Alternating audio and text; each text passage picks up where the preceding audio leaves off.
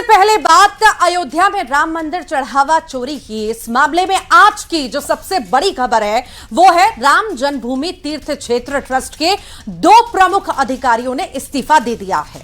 Trust के महासचिव चंपत राय और अनिल मिश्रा ने अपना पद छोड़ दिया है। उधर एसआईटी की शुरुआती जांच रिपोर्ट के बाद गुरुवार को ट्रस्ट की शिकायत पर 8 नामजद आरोपियों समेत कई अज्ञात लोगों के खिलाफ एफआईआर दर्ज कर ली गई और सभी 8 आरोपियों को गिरफ्तार भी किया गया है, जिन्हें कोर्ट ने न्यायिक हिरासत में भेजा है। तो वहीं इस मामले में सीएम योगी का साफ संदेश है कि सनातन आस्था से खिलवाड़ करने वालों को किसी भी सूरत में बख्शा नहीं जाएगा।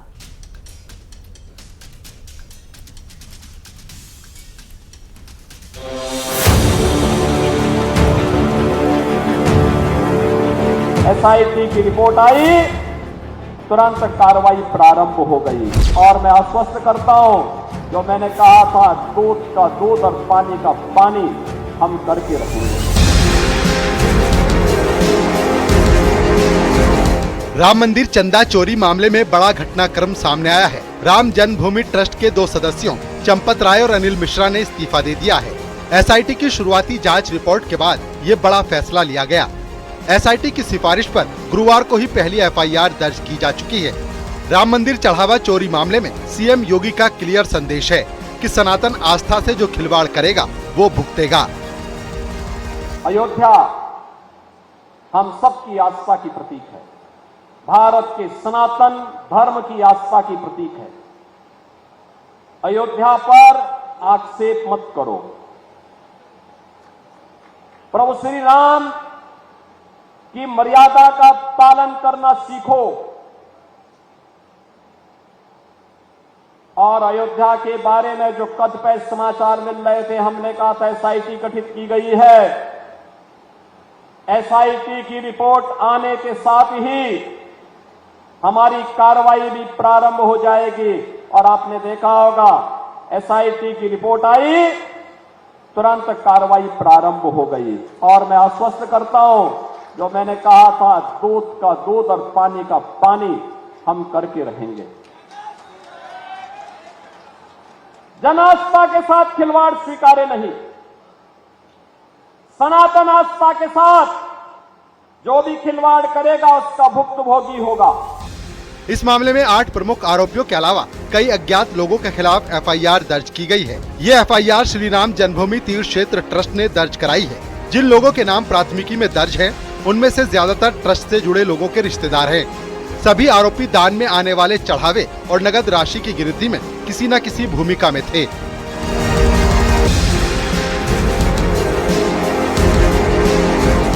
जिन 8 आरोपियों पर एफआईआर हुई है, उन्हें गिरफ्तार भी किया जा चुका है। इसमें रमाशंकर यादव और टिन्नू यादव को चंपत राय का करीबी माना जाता है। उसका गणना प्रक्रिया की देखरेख और मंदिर की हर व्यवस्था में हस्तक्षेप था। गणना कक्ष और दान पात्रों की चाबी इसी के पास ही रहती थी। चढ़ावा चोरी में ये अहम किरदार है। इसके अलावा अनुकल्प मिश्रा, अविनाश शुक्ला, मनीष यादव, रमाशंकर मिश्रा, सुभाष, करुणेश और लवकुश मिश्रा अलग अलग जिम्मेदारी निभाते थे, जिनमें अनुकल्प मिश्रा और लवकुश मिश्रा नोटों की गिनती का काम करते थे। सुभाष काउंटिंग इंचार्ज की जिम्मेदारी संभाल रहे थे। फिलहाल इस पूरे मामले में कई सवालों के जवाब अभी आने बाकी हैं। क्या एसआईटी की अंतिम रिपोर्ट में और बड़े खुलासे होंगे? क्या जांच का दायरा और बढ़ेगा? और क्या ट्रस्ट की कार्य प्रणाली में कोई बदलाव देखने को मिलेगा? इन सभी सवालों के जवाब आने वाले दिनों में जांच के साथ सामने आएंगे। Bureau report, news 18।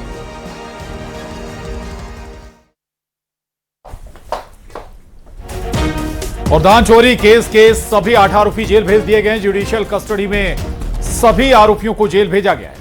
Magistrate court में पेशी के बाद इन्हें जेल भेजा गया। सभी आरोपियों को जुडिशियल कस्टडी में जेल भेजने का आदेश दिया गया है। बता दें आपको, राम मंदिर ट्रस्ट के कथित दान गबन मामले पर 8 आरोपियों को हिरासत में लेकर अब जेल भेजा जा रहा है। तो आरोपियों से करीब 80 लाख रुपए बरामद भी किए गए हैं। तो इस मामले में बता दें आपको, राम मंदिर जो दान है, दान चोरी मामले में बड़ा एक्शन लगातार हो रहा है। कई लोगों को अब जेल भी भेज दिया गया है। इस मामले में एफआईआर भी दर्ज हो चुकी है। दूसरी तरफ कई बड़े जो पदाधिकारी हैं उनका इस्तीफा भी हो चुका है। रिमांड तो अभी जो 2 दिन का दिया गया है। अभी कितने दिन की जुडिशियल कस्टडी? 29 तक, मंडे तक दिया गया है। अच्छा, मंडे? हाँ, मंडे को फिर से एक्यूज आएंगे और उनका रिमांड फिर से होगा। हाँ, Shri Ram anti corruption code special जो है, विशेष जो है, हाँ, भ्रष्टाचार कोड निवारण अधिनियम में ये स्पेशल कोर्ट है। मंडे को पेश होगा। एक बार दोबारा से सर देखिए सर अपना नाम बता दीजिए। हाँ, बताता अभियोजन अधिकारी केसी वर्मा और हमारे एसपीओ प्रमोद कुमार सर के नेतृत्व में नवनीत कुमार गुप्ता और अरुण कुमार भारती के नेतृत्व में हम लोगों ने अभियोजन का पक्ष रखा। जो सरकार का पक्ष हम लोगों ने रखा। श्री राम जन्मभूमि जो मतलब मंदिर है अयोध्या में, वहाँ पर स्थित जो दान पात्र था उसमें श्रद्धालुओं द्वारा जो है उसमें जो मतलब धन दिया गया है, जो इसके पैसे दिए गए, आभूषण दिए गए हैं, उसमें जो ट्रस्ट के कर्मी थे उनके द्वारा उसका गमन किया गया, चोरी किया गया है और उसका जो भ्रष्टाचार किया गया है। उसी के सिलसिले में गिरफ्तारी की गई है 8 एक्यूज़ों की और उनका जो है रिमांड मतलब आज कराया गया है मंडे तक के लिए। उसका मंडे को फिर दोबारा पेश होगा सभी? जी हाँ। कौन सा रिमांड? ये इनको जेल भेजा गया है? हाँ, जुडिशियल रिमांड, न्यायिक अभिरक्षा में रिमांड दिया गया। हाँ, न्यायिक अभिरक्षा में दिया गया। एसपी साहब एक बात और बताइए, क्या पुलिस ने जब पेश किया है तो क्या कुछ बरामदगी दिखाई? हाँ, 79,85,000 रुपए कुछ मतलब इतने जो बरामद किए गए टोटल। हाँ, 79,85,493 रुपए बरामद किए गए हैं इनके पास। उसमें केवल एक को छोड़कर सुभाष के पास से बरामद नहीं है, वो षड्यंत्र में शामिल थे। बाकी सबके पास से अलग अलग अमाउंट बरामद हुए हैं। टोटल नहीं, अभी वो नहीं है, अभी विवेचना का विषय है। अभी वो जो है मतलब विवेचना के क्रम में आगे आएंगे। एक चीज और बताइए, प्रिवेंशन ऑफ करप्शन क्यों लगाया गया? इसलिए नहीं दी गई। निर्मला सप्रे की सदस्यता रद्द कराने की कोशिशों में जुटी कांग्रेस को मध्य प्रदेश हाईकोर्ट से तगड़ा झटका लगा है।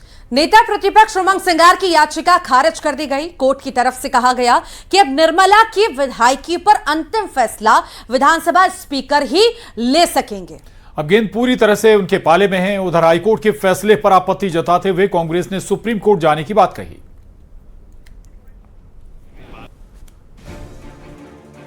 बीना विधायक निर्मला सप्रे की सदस्यता रद्द कराने की कोशिशों में जुटी कांग्रेस को मध्य प्रदेश हाईकोर्ट से तगड़ा झटका लगा है। हाईकोर्ट ने नेता प्रतिपक्ष उमंग सिंघार की उस याचिका को खारिज कर दिया जिसमें विधानसभा अध्यक्ष को जल्द निर्मला सप्रे की सदस्यता पर फैसला लेने के निर्देश देने की मांग की गई थी। कोर्ट ने मामले में दखल देने से इनकार कर दिया है और निर्मला की विधायकी पर अंतिम फैसला विधायक स्पीकर पर छोड़ दिया। हाईकोर्ट ने सख्त टिप्पणी करते हुए कहा कि याचिकाकर्ता ने मामले से जुड़े महत्वपूर्ण दस्तावेज ही पेश नहीं किए। कोर्ट ने कहा कि निर्मला सप्रे के बीजेपी ज्वाइन करने और उन्हें कांग्रेस से निष्कासित किए जाने के जरूरी दस्तावेज रिकॉर्ड पर नहीं लाए गए थे। कोर्ट के मुताबिक इन पुख्ता सबूतों के बिना मामले में कोई जल्दबाजी या अर्जेंसी नहीं दिखती। साथ ही विधानसभा अध्यक्ष के सामने लंबित इस मामले में फिलहाल कोर्ट को दखल देने की कोई जरूरत नहीं है। निश्चित तौर से जिस प्रकार से माननीय उच्च न्यायालय ने दिया है, जो हमारी प्रेयर थी, हमारा कोर्ट को निवेदन किया था कि उन्होंने स्वेच्छा से पार्टी छोड़ दी है, स्वेच्छा से बीजेपी कार्यक्रम में जाती है। कोर्ट ने उस पर ध्यान नहीं दिया। अजीब तरह का निर्णय आया है। मैं तो आपके सामने कहना चाहता हूं, निश्चित तौर से हम सुप्रीम कोर्ट जाएंगे। निर्मला सप्रे ने 2023 में बीना सीट से कांग्रेस के टिकट पर जीत हासिल की थी, लेकिन इसके बाद वो 2024 के लोकसभा चुनाव से पहले मई में एक कार्यक्रम में मुख्यमंत्री मोहन यादव के मंच पर नजर आई, जिससे ऐसी अटकलें लगी कि वो बीजेपी में शामिल हो गई है। इसके बाद नेता प्रतिपक्ष उमंग सिंघार ने संविधान की 10वीं अनुसूची के तहत उनकी विधानसभा सदस्यता समाप्त करने की मांग करते हुए विधानसभा स्पीकर के सामने याचिका दायर की थी, लेकिन जब स्पीकर की तरफ से कोई फैसला नहीं लिया गया तो उमंग सिंघार ने हाईकोर्ट का रुख किया।